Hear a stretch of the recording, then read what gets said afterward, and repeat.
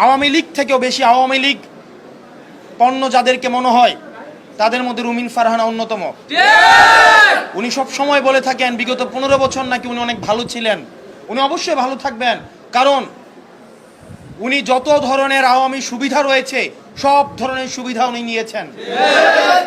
যেই লোক বাংলাদেশে তো নয়, বাংলাদেশ থেকে প্রায় 13,000 কিলোমিটার দূরে ওই ওয়াশিংটন ডিসিতে বসে থাকে, এই মিডিয়া সেই লোকের সাথে আমাদের মিটিং করিয়েছে।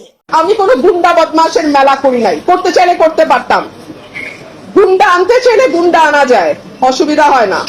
আমি যেহেতু একজন আইনজীবী, আমি মনে করেছি আমার কেস আমি নিজেই প্রেজেন্ট করব। সো আমার কেস আমি প্রেজেন্ট করেছি। আমি আশা করেছিলাম নির্বাচন কমিশনের সম্মানের দিকে তাকিয়ে ব্রাহ্মণবাড়িয়া 3-এ যারা আছে তারা গুন্ডা পান্ডা নিয়ে ঢুকবে না নির্বাচন কমিশনে।